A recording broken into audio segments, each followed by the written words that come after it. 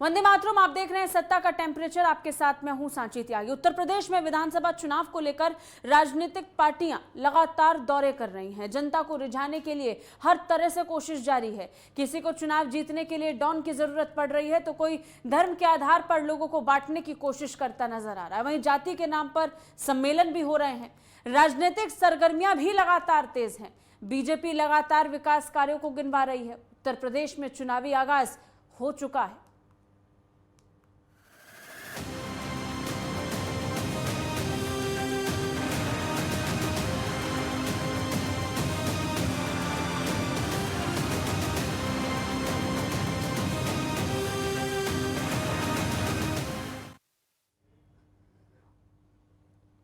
उत्तर प्रदेश में विधानसभा चुनाव को लेकर तैयारियां जोरों पर हैं। विपक्ष हर मोर्चे पर सत्ता पक्ष को घेरने की कोशिश कर रहा है। राजनीतिक पार्टियां लोगों को हर तरह से साधने की कोशिश में जुटी हैं। बीजेपी लगातार जनता को अपने किए हुए विकास कार्य गिनवा रही है और अपने 5 सालों का ब्यौरा जनता तक पहुंचा रही है। वहीं विपक्ष सत्ता पक्ष की कमियां निकाल रही है और उनको आड़े हाथों ले रही है। बीजेपी ने पोषण महीने की शुरुआत की तो बसपा ने प्रबुद्ध वर्ग सम्मेलन का आगाज किया। प्रबुद्ध वर्ग सम्मेलन में जनता को संबोधित भी किया गया। वहीं सपा भी लगातार रैलियां कर रही है और असदुद्दीन ओवैसी 3 दिन के उत्तर प्रदेश दौरे पर हैं। अतीक अहमद की पत्नी ने भी AIMIM ज्वाइन कर लिया है। मुख्यमंत्री योगी आदित्यनाथ और राज्यपाल आनंदीबेन पटेल ने राष्ट्रीय पोषण महीना 2021 का शुभारंभ कर कार्यक्रम में हिस्सा लिया और कहा कि मां के स्वास्थ्य पर ध्यान देना और अगर किसी कारण से बच्चा कुपोषित हो गया तो उस पर भी ध्यान देना जरूरी है। कुल मिलाकर अपने अपने स्तर पर सभी राजनीतिक पार्टियां जोर भर रही हैं, चाहे भारतीय जनता पार्टी हो, बसपा हो, सपा हो और अब AIMIM भी। एक समय था जब उत्तर प्रदेश को लेकर के ये कहा जाता था कि यहाँ पर जो भी पॉलिटिकल पार्टियां एंट्री लेती हैं या फिर सरकार में आने के लिए वापसी करती हैं तो निश्चित तौर पर वो अपने अपने स्तर पर किसी ना किसी डॉन या माफिया का सहारा ले ही लेती हैं। और अब भारतीय जनता पार्टी के आने के बाद तस्वीर को बदलने की थोड़ी सी कोशिश की गई। हालांकि आरोप ये भी लगते रहे हैं बीजेपी पर कि गुंडा राज भले ही खत्म करने की कवायद बीजेपी करती हो लेकिन माफिया उनकी पार्टी में भी है। लेकिन इन सब के बीच आरोप प्रत्यारोप का दौर चलता रहता है। लेकिन चुनावी आगाज हो चुका है। सभी ने अपने अपने तरीके से अपनी तैयारियां की हैं। इस पर आज चर्चा करेंगे। चर्चा करने के लिए हमारे साथ रवि पराशर जी जुड़ चुके हैं, वरिष्ठ पत्रकार हैं। साथ ही रमेश ठाकुर हमारे साथ राजनीतिक विश्लेषक जुड़ चुके हैं। बहुत बहुत शुक्रिया आप दोनों का हमारे साथ जुड़ने के लिए। सबसे पहले रवि जी आपके पास आएंगे। पहली प्रतिक्रिया इस सम्मेलन को लेकर, इस समय जो अलग अलग सम्मेलन चल रहे हैं पॉलिटिकल पार्टियों द्वारा और खासतौर पर असदुद्दीन ओवैसी की एंट्री को लेकर के भी आपकी तरफ से स्टेटमेंट, क्योंकि आज ही का वो दिन है जब हम इस बात को लेकर जिक्र कर रहे हैं कि फिर एक बार गुंडा माफियाओं का सहारा लिया जा रहा है। इस बार अतीक अहमद की पत्नी को शामिल कर लिया है असदुद्दीन ओवैसी ने अपनी पार्टी में। देखिए साची जी, जाहिर है कि उत्तर प्रदेश देश का सबसे बड़ा सूबा है और अब वहाँ पर चुनाव होने हैं अगले वर्ष के शुरुआत में, तो सारी पार्टियां अपने अपने दमखम दिखाने में लग गई हैं। जहाँ तक आपने कहा कि ये जो जातीय सम्मेलन हो रहे हैं, आज मायावती जी भी मीडिया के सामने आई और आपने एक प्रश्न असदुद्दीन ओवैसी की उत्तर प्रदेश में एंट्री को लेकर भी किया है जी, तो साची जी, बड़ा दुर्भाग्य की स्थितियां हैं कि जो पार्टियां ये दावा करती हैं कि वे काडर बेस हैं और जब जब वे सत्ता में आई हैं उन्होंने समाज का विकास किया है, उन्हें 4.5 साल करीब करीब जब हो जाते हैं तब तक जनता के बीच जाने की कोई सुध नहीं रहती और जब चुनाव बिल्कुल पास आ जाता है तब जनता के बीच चुनावी दौरे करने, तमाम तरह के वादे करने की फुर्सत उन्हें मिलती है। तो जाहिर है कि अब जो वोटर है वो बहुत प्रबुद्ध है और अगर पॉलिटिकल पार्टियां प्रबुद्ध सम्मेलनों के नाम पर ये चाहती हैं कि केवल 5-6 महीने जनता के बीच में जाके प्रबुद्ध सम्मेलन करके वो जनता को बरगला लेंगी, अपने जो वादों के जाल हैं उसमें फंसा लेंगी, तो मुझे लगता है कि अब रणनीति थोड़ा-सा पॉलिटिकल पार्टियों को बदलनी चाहिए। जी। जहाँ तक मायावती जी का सवाल है, तो उत्तर प्रदेश की पॉलिटिकल हिस्ट्री में लॉन्गेस्ट सर्विंग सीएम यानी एक व्यक्ति के तौर पर सबसे ज्यादा मुख्यमंत्री रहने का श्रेय मायावती जी को जाता है। लेकिन क्या उनको, उनकी पार्टी को या दूसरी पार्टियों को पूरे 5 साल के कार्यकाल के दौरान, 5 साल के दौरान जब एक विधानसभा चुनाव होता है और फिर जब दूसरा विधानसभा चुनाव आता है, तब अपनी सक्रियता जनता के बीच में बनाए रखने के लिए वे लोग सड़कों पर क्यों नहीं उतरते? आप मुझे बताइए कि समाजवादी पार्टी हो या बहुजन समाज पार्टी हो, पूरा कोरोना काल निकल गया। कोरोना को लेकर के लोगों की मदद करनी चाहिए। इन पार्टियों का पॉलिटिकल बेस है उत्तर प्रदेश में, तो सड़क पर कोरोना के मरीजों की मदद के लिए कौन सी पार्टी के कार्यकर्ता आपको उतरते हुए दिखाई दिए? सिवाय सत्तारूढ़ पार्टी पर यह आरोप लगाने के कि कोरोना प्रबंधन ठीक नहीं है, इन पार्टियों ने जमीन पर क्या किया?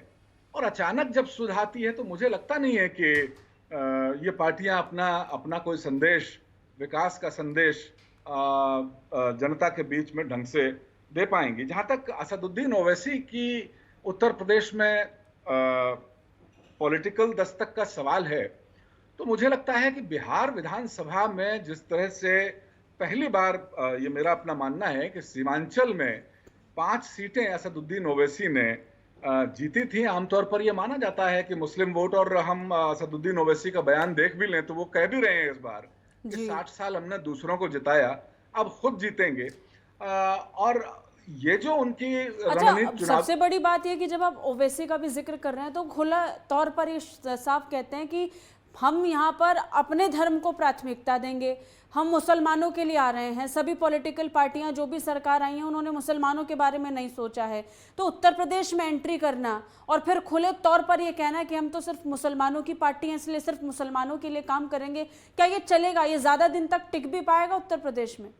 देखिए साची, मुझे लगता नहीं है कि इस तरह के वादे, इस तरह के नारे उत्तर प्रदेश जैसे पॉलिटिकली जागृत प्रदेश में चल पाएंगे। लेकिन असदुद्दीन ओवैसी की मजबूरी ये है कि एक तो वो आंध्र तेलंगाना की पार्टी है, वहां उनका थोड़ा प्रभाव है, और उनकी जो राजनीति है केवल और केवल मुस्लिम वोटों पर आधारित राजनीति है, तो उनके पास और कुछ कहने के लिए है भी नहीं। जी, और रमेश जी, इसलिए जी मैं वापस लौटूंगी सर आपके पास। और इसलिए रमेश जी, अगर हम इन सभी चीज़ों का जिक्र कर रहे हैं तो एक चीज़ यहाँ से निकाल सकते हैं कि यहाँ पर इस समय असदुद्दीन ओवैसी डॉन माफियाओं का सहारा भले ही ले लें, लेकिन उनकी जो भूमिका रहेगी वो विपक्षी पार्टियों के लिए ज़्यादा प्रॉब्लमैटिक रह सकती है, मुसीबत खड़ी करने वाली रह सकती है, क्योंकि वोट काटने से ज़्यादा लग नहीं रहा कि और कुछ मजबूत ओवैसी कर पाएंगे, वो भी तब जब वो खुले तौर पर कह रहे हैं कि हम सिर्फ मुसलमानों के लिए आ रहे हैं।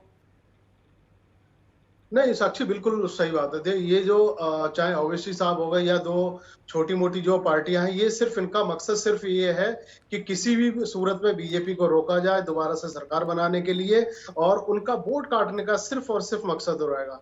लेकिन मुझे लग रहा 2022 का जो चुनाव है, बहुत उसका समीकरण, उसका सिनेरियो बहुत अलग होगा 2007 से 12 से और 17 को लेके, क्योंकि इस बार जो एक जातीय समीकरण जिस तरीके से होता था, चाहे बसपा जब दलित को रिझाती थी, दूसरी पार्टियां दूसरी अपने अपने जो पसंदीदा जो कास्ट और जो जाति उनको रिझाती थी, मुझे लग रहा उस पे सब पे सेंध लग चुकी है। अब अगड़ी जाति जितनी भी हैं, तो मुझे लग रहा है ये बूथ कैडर वोट हुआ करता था भारतीय जनता पार्टी का, कुछ भी हो जाए उनका वोट नहीं कटता था। लेकिन बीच में क्या हुआ, कुछ सालों से या कुछ महीनों से मैं कहूं तो जो अगड़ी जाति का जो वोट है वो धीरे धीरे कहीं ना कहीं नाखुश हुआ है भारतीय जनता पार्टी से। और ये बात भारतीय जनता पार्टी को भी पता है कि हाँ, हमारे साथ में कुछ वोट है वो धीरे धीरे खिसक रहा है। उस वोट पे सेंध लगाने के लिए बसपा ने बहुत अच्छा एक सपूगा, उन्होंने बहुत अच्छा एक रणनीति बनाई है। जिस तरीके से प्रबुद्ध उन्होंने एक सम्मेलन स्टार्ट किया है जिसमें विशेष तौर पे फोकस रहेगा कि जो अगड़ी जाती है, ब्राह्मण जाती है, वो इसमें आ पाएंगी। लेकिन मुझे लग रहा है कि ये सिर्फ 5 महीने में, अभी रवि सर बिल्कुल सही कह रहे थे, ये सिर्फ 5 महीने, जब चुनाव रह जाता है, जुमा 5-6 महीने रह जाती है, उसमें आके ये अपनी सक्रियता आप दिखाते हो तो मुझे लग रहा है जो आज का वोटर है वो बहुत प्रबुद्ध हो चुका है, और वो उसकी जो प्रबुद्धता जो होती है वो मुझे लग रहा है चुनावों में जाके साफ तौर पे दिखती भी है। उनको पता होता है हमें किनको वोट देना है, किससे में फायदा हो सकता है, ये चीजें हो सकती हैं। अब कोरोना का जिस तरीके से मामला हुआ, रवि जी ने बिल्कुल कहा कि सत्ता पार्टी जो है उनके ऊपर आरोप लगते हैं, निश्चित रूप से आरोप लगने चाहिए। उनकी जिम्मेदारी है कि जो भी कुप्रबंधन उनका रहा है, चाहे बड़ी बीमारी हो या किसी तरीके से, अब इस समय एक रहस्यमय जो बुखार है जो कई जिलों में इस समय प्रभावित किया हुआ है। अब हालांकि सरकार ने तो कह दिया, कि सीएमओ को भी कह दिया, सरकारी अस्पतालों को भी कह दिया कि किसी भी तरीके से कोई भी लापरवाही नहीं होनी चाहिए। लेकिन आप जाइएगा, फिरोजाबाद में जाइए, बरेली में जाइएगा, मथुरा में जाइएगा, वहां पे लोगों की लंबी लंबी लाइन लग रही है। जी। इलाज तो दूर की बात है, उनको पहले पर्चा कटवाने के लिए भेजा जा रहा है, लाइन में लगने के लिए। मतलब ये सारी जो अनियमितता है, तो इन चीजों को आपको देखना पड़ेगा। इसका असर मुझे लग रहा वोटों पे और चुनावों पे पड़ना तो लाजमी है ही। लेकिन सबसे बड़ी बात है, मुझे लग रहा है 2022 की चुनाव की अगर हम बात करें, तो इस बार का जो सिनेरियो है वो इसलिए भी बदला अच्छा, हुआ बड़ी है। बात यह है कि जब ये चुनाव होते हैं या जिस तरीके से चुनाव की तैयारियों का जब हम जिक्र करते हैं, तो सबसे बड़ी भूमिका ये रहती है कि पॉलिटिकल पार्टियां अपने आप को रिप्रेजेंट कैसे करती हैं, वो प्रेजेंट कैसे कर रही हैं। और इस बार ये देखने को ज़्यादा मिल रहा है कि पॉलिटिकल पार्टियों ने अलग अलग वर्गों को, अलग अलग जाति को साधने की कोशिश की है, यानी कुल मिलाकर अपना अपना टारगेट सेट कर लिया है। लेकिन क्या ये पर्याप्त होगा, जब हम देख रहे हैं पिछले 4.5 सालों में विपक्षी पार्टियों की भूमिका आम जनता के बीच में कितनी रही है, उसके बाद अचानक से 5-6 महीनों में ये सक्रियता आ जाना। और खास बात ये है कि जब हम मायावती का ही जिक्र करें, तो आज बहुत लंबे वक्त के बाद उन्हें जनता के बीच में ऐसे सम्मेलन करते हुए देखा है। रमेश जी, देखिए साक्षी जी, अगर हमने 2007 की अगर बात करें, जब बसपा का वोट बैंक पे अगर एक नजर दौड़ाएं, तो 40-42% से लेकर 45% तक वोट उनके पक्ष में था। और जो 15-22% जो दलित वोट था वो उनके पास में था। लेकिन फिर 2012 में क्या हुआ, सारा वोट छिटक गया। 2017 में क्या हुआ, वो छिटक गया।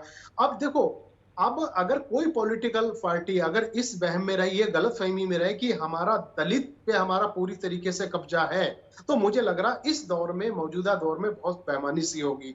अगर समाजवादी पार्टी ये कहे कि हमारे साथ में पूरा यादव वोट हमारे साथ में है, मुस्लिम वोट हमारे साथ है, तो मुझे लग रहा है ये थोड़ा सा जल्दबाजी होगी। ये उनकी ये कहें कि ना ओवर कॉन्फिडेंस का एक हिस्सा माना जाएगा। कोई पार्टियां किसी के एक दबाव में नहीं है। कोई भी जाति, कोई भी समुदाय, कोई भी वर्ग ऐसा नहीं है जो किसी पार्टी का एक अपना बंधा हुआ वोट है। वो अब वोटर अब अपने हिसाब से सोचता है कि हमें क्या करना है, क्या नहीं करना है। अब पश्चिम बंगाल का उदाहरण हमारे साथ में सामने है। पश्चिम बंगाल में किस तरीके से समीकरण पार्टियों ने बनाए कि इस बार तो बहुत कुछ बदलाव होगा, लेकिन जब रिजल्ट आया और उसके बाद में जब वोटरों ने एक अपना एक निर्णय दिया, तो बिल्कुल अलग था, पॉलिटिकल पार्टियों से बिल्कुल अलग था। एक भाजपा कह रही थी हम 200 से पार होंगे, हम सरकार बनाएंगे, लेकिन वैसा नहीं हो पाया। अब ये सारी चीजों को देख के मुझे लग रहा है बीजेपी बहुत ओवर कॉन्फिडेंट है इस समय कि हमें 2022 में वही प्रचंड बहुमत मिलेगा 2007 जो हमें 17 में मिला था। लेकिन मुझे लग रहा है जो इनकी परिस्थितियां रही हैं 4-4.5 साल के बीच में, चाहे आप ब्राह्मणों की नाराजगी कह लो, कोरोना कुप्रबंधन कह लो, या फिर दूसरी नियुक्तियों को लेके, जैसे सुप्रीम कोर्ट ने कल कितनी बहुत बड़ी बात कह दी है सारे राज्यों के लिए, सेंट्रल गवर्नमेंट के लिए, कि जो नियुक्तियों के लिए हमने जो कही थी आपसे, नियुक्तियों की भरपाई आप नहीं कर पाए, और जब हम आपसे जवाब मांगते हैं तो उजल फुजुल पता नहीं क्या आप लोग उसका जवाब देते हो। तो जो पॉलिटिकल पार्टियां, जो स्टेट जहां पे लाखों की तादाद में चाहे टीचर हो जाए, चाहे पे दूसरे बाबुओं की भर्तियां, वो जब आप नहीं कर पा रहे हो, तो इससे जाहिर सी बात है कि सरकार के नियत में खोट है। खोट इसलिए है, अब निर्भर कर रहा है कि आने वाले समय में इन पॉलिटिकल पार्टियों की जो छवि बनी है, ये इसको कैसे बेहतर करेंगे। रवि जी, जब हम इन पॉलिटिकल पार्टियों का जिक्र कर रहे हैं और आने वाले चुनाव का भी जिक्र कर रहे हैं, तो सबसे बड़ी बात यह है कि ये जो सभी राजनीतिक पार्टियां हैं जो अभी फुल एक्शन मोड में नजर आ रही हैं, तैयारियां करती हुई नजर आ रही हैं, अब उनको भी समझने की जरूरत है कि जो जर्नल एनालिसिस यहाँ बन रहा है, जो अभी का एनालिसिस है, वो ये बता रहा है कि अब बहुत हद तक ये पुरानी राजनीति नहीं रह गई है, बहुत रिफाइंड हो गई है, लोग समझ रहे हैं, वोटर अवेयर हैं। ये समझने की ज़रूरत पॉलिटिकल पार्टीज को भी है। अब ऐसे समय में गुंडा माफियाओं का साथ देना, वो भी तब जब बीजेपी जैसी बड़ी पार्टी इस बात को लेकर के बार बार अपनी पीठ थपथपाती हो कि हमने गुंडा राज खत्म कर दिया, तो ऐसे समय में ऐसा रिस्क लेना क्या किसी भी पार्टी के लिए सही होगा? और क्यों उत्तर प्रदेश में डॉन माफियाओं की जरूरत पड़ती है पॉलिटिकल पार्टियों को? रवि जी, देखिए, एक बहुत जेनरिक सवाल आपने पूछा है। पहले जो रमेश ने एक बात कही, अगर हम उसके विस्तार में ना भी जाएं तो भी जो भी कोई पार्टी किसी राज्य में सत्तारूढ़ होती है, 5 साल का कार्यकाल पूरा करती है, पार्टी हो, पार्टी की सरकार हो या गठबंधन की सरकार हो, एंटी इनकम्बेंसी फैक्टर स्वाभाविक रूप से उसके प्रति बनता है। अगर हम बहुत विस्तार में न जाएं, उन्होंने बहुत सारे जिक्र किए, कोरोना को प्रबंधन की बात करी, बेरोजगारी की बात कही और भी कई मुद्दों का जिक्र किया, तो स्वाभाविक है कि योगी आदित्यनाथ की सरकार भी एंटी इनकम्बेंसी फैक्टर का उसे भी सामना करना पड़ेगा जी।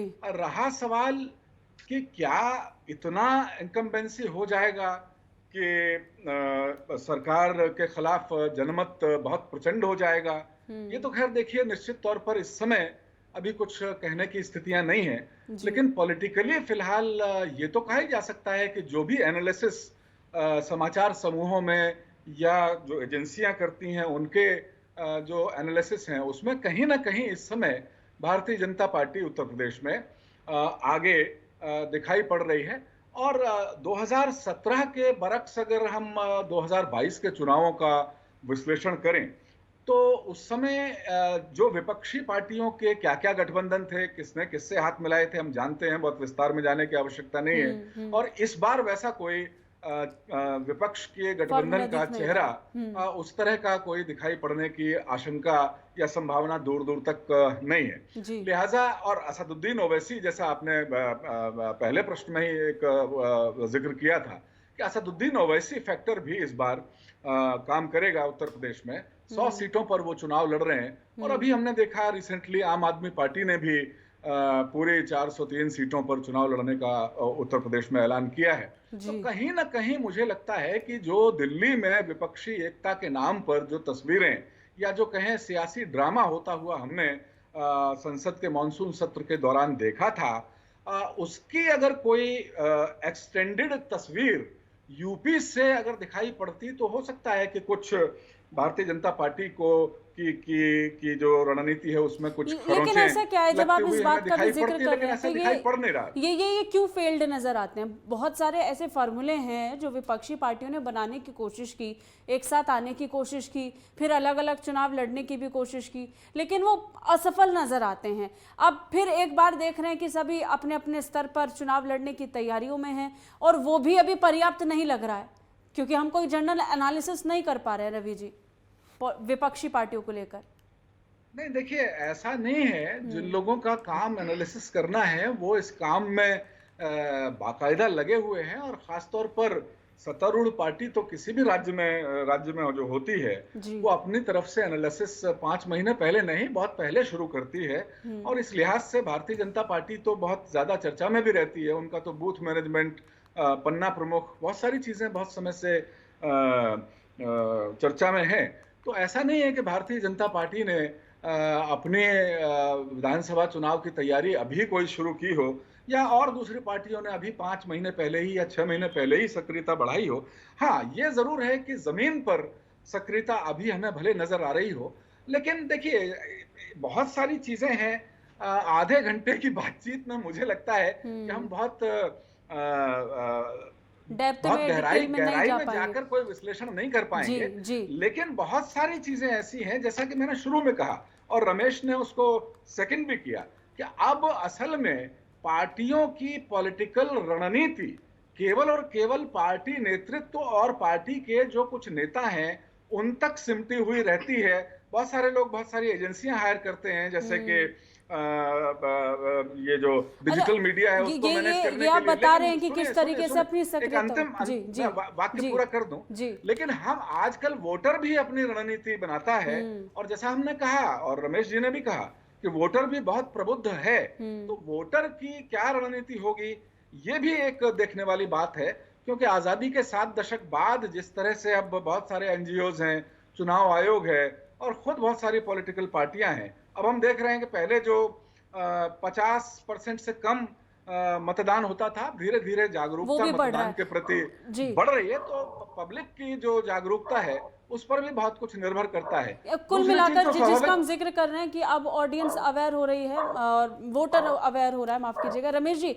अब जब हम इन वोटर्स का जिक्र कर रहे हैं तो वो सब समझ रहे हैं, सब जानते हैं कि क्या कुछ चल रहा है। ऐसे समय में मैंने एक सवाल का जिक्र किया, सदुद्दीन ओवैसी को लेकर के जिक्र हो रहा है, तो अपने आप फिर एक बार वो पन्ने पलटने लगे हैं, जिसमें हम देखते थे कि कैसे पॉलिटिकल में रसूख की राजनीति बहुत चलती थी, डॉन माफियाओं का राज हुआ करता था। क्या ये फिर से वापस आ रहा है? असदुद्दीन ओवैसी को उत्तर प्रदेश में आने के लिए, जब वो कहते हैं कि वो मुसलमानों के हित का काम करेंगे, उन्हें एक डॉन, एक माफिया की जरूरत पड़ रही है। रमेश जी, देखिए, मुझे लग रहा है ये इसका स्पेस फिलहाल बचा नहीं है। जो 4 साढ़े 4 सालों में योगी सरकार ने जो डंडा, जो चाबुक चलाया है इस माफिया के ऊपर, ये माफिया तंत्र के ऊपर, मुझे लग रहा है ये शिकंजा इस बार चलने वाला नहीं है।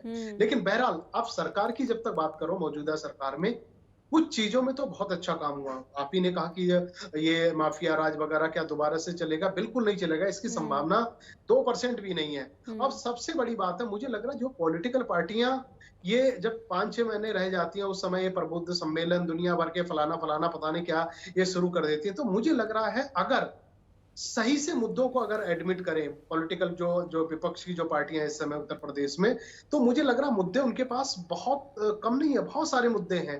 3-4 मसले आप महंगाई को लेके आ जाइए, महंगाई को उसमें सब डिफरेंट पैदा कर दो। महंगाई में आपके ईंधन के में अगर देखा जाए तो इन 4 साढ़े 4 सालों में 42% महंगाई में उनकी वृद्धि हुई है। 116% गैस सिलेंडर वगैरह जो भी हैं उन पे वृद्धि हो गई है। 58% जो बढ़ोतरी है वो डीजल में हुई है। तो ये ऐसे मुद्दे हैं, अगर इन मुद्दों को लेके भी अगर जनता में अगर ये जाएं तो मुझे लग रहा प्रबुद्ध ये सारे ये सम्मेलन करने की जरूरत नहीं है। मैंने मुजफ्फरनगर का उस दिन जो रैली थी परसों, जो मैंने कवर करी, तो वहां पे लोगों से मैंने बात करी, तो लोगों का जो रुझान था, जो नजरिया था आगे के चुनाव के लिए, मतलब वो बिल्कुल डिफरेंट था। अगर आप ग्राउंड जीरो पे जब जाओगे तो आपको पता चल जाएगी कि उत्तर प्रदेश की विशेष तौर पे स्थिति क्या है। एक सम्मेलन में, किसान सम्मेलन में जब 20-15 लाख लोग जब जुटते हैं, तो मुझे लग रहा है ये तस्वीर बताती है कि आने वाले समय में सिटिंग गवर्नमेंट के लिए, और सबसे बड़ी बात यह है कि हम ये देख पा रहे हैं कि किसान सम्मेलन भी, या फिर ये जो किसान महापंचायत भी हुई है, वो भी बहुत ज्यादा मजबूत नजर आती है विपक्षी पार्टियों के मुकाबले। बहुत शुक्रिया रमेश जी, बहुत शुक्रिया रवि पराशर जी। माफ कीजिएगा, समय की कमी हो रही है, और बहुत शुक्रिया आपने वक्त दिया और इतने महत्वपूर्ण बिंदुओं पर चर्चा की। सबसे बड़ी बात यह है कि उत्तर प्रदेश का चुनाव अब निकट है, और ऐसे समय में सभी पॉलिटिकल पार्टियां अब एक्टिव नजर आ रही हैं, लेकिन इन सब में जनता भी एक्टिव है, जनता जानती है। और जब हम प्रबुद्ध सम्मेलन का जिक्र कर रहे हैं जो बसपा की तरफ से जारी किया गया, तो ये जाहिर तौर पर दर्शाता है कि जनता भी प्रबुद्ध है और जनता भी समझ रही है कि उनके हित के मुद्दे क्या हैं और किन मुद्दों को विपक्ष उठा पा रहा है और किन को नहीं। खैर, इसी के साथ बस इतना ही। देश और दुनिया की तमाम खबरों के लिए देखते रहिए नेटवर्क 10। जय हिंद।